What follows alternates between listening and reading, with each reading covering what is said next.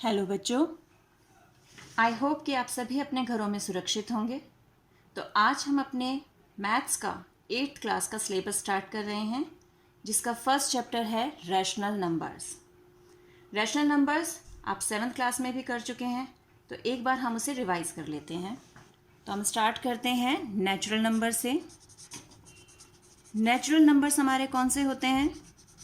Natural numbers हमारे numbers होते हैं जो 1 से स्टार्ट होते हैं। 1, 2, 3, 4 एंड सो ऑन। फिर आते हैं हमारे होल नंबर्स। होल नंबर्स कौन से होते हैं? जो स्टार्ट होते हैं 0 से, यानी नेचुरल नंबर्स जो हैं वो 1 से स्टार्ट हो रहे हैं, होल नंबर 0 से। 0, 1, 2, 3, 4।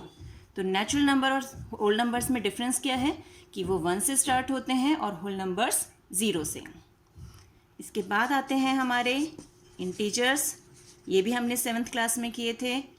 इंटीजर्स जहाँ हमारे पॉजिटिव नंबर्स के साथ साथ हम नेगेटिव नंबर्स को भी कंसीडर करते हैं, यानी 0, 1, 2, 3, 4 ये तो हम करते ही आ रहे हैं, साथ साथ -1, -2, -3, -4 और ये भी इनफाइनाइट होते हैं। अब आते हैं हमारे रैशनल नंबर्स। रैशनल नंबर्स हमने क्या पढ़ा था? रैशनल नंबर्स हमारे वो नंबर्स होते हैं जिन्हें हम P/Q के फॉर्मेट में रिप्रेजेंट कर सकते हैं। ये अपॉन के साइन के ऊपर जो हमारा P है, ये जो भी इंटीजर होगा वो हमारा होता है न्यूमरेटर, और ये जो इंटीजर होगा नंबर के फॉर्म में वो होता है हमारा डिनोमिनेटर।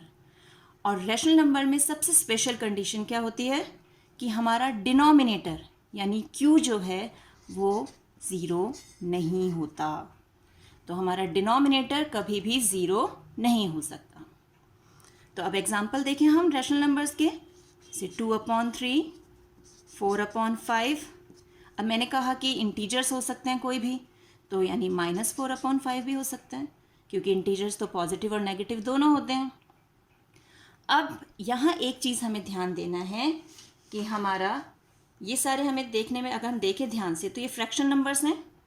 हमने एक चीज़ के 3 इक्वल पार्ट्स किए और 2 ले लिए उसमें से, तो 2/3।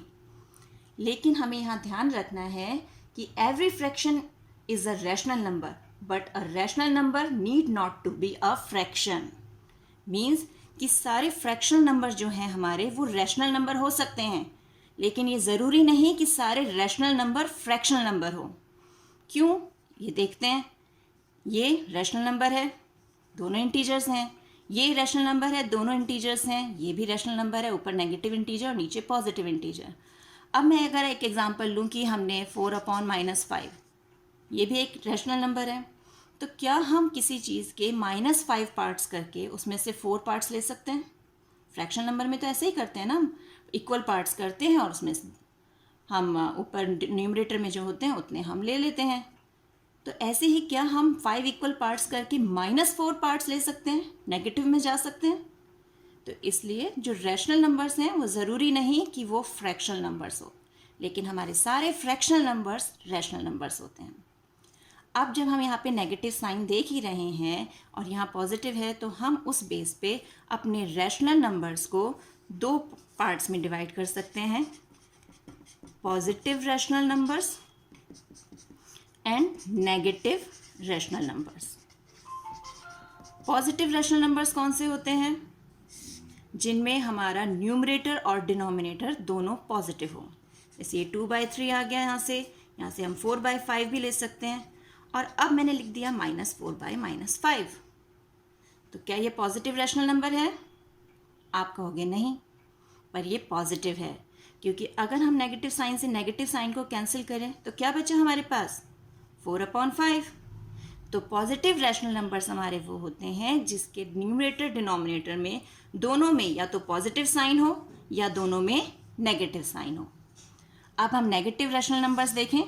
नेगेटिव रैशनल नंबर्स के लिए न्यूमरेटर या डिनोमिनेटर कोई एक नेगेटिव होता है। जैसे यहाँ न्यूमरेटर नेगेटिव है, अब डिनोमिनेटर नेगेटिव है, न्यूमरेटर नेगेटिव है,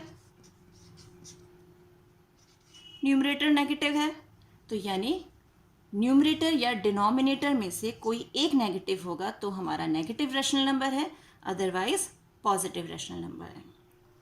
आई होप यहाँ तक का आपको समझ में आ गया होगा। अब इससे रिलेटेड मैं आपको एक वर्कशीट दूंगी, आप उसे सॉल्व करेंगे और कोई डाउट होगा तो आप मुझसे वो क्लियर करेंगे। तो इस वीडियो में इतना ही, फिर मिलेंगे, तब तक keep practising, stay home, stay safe.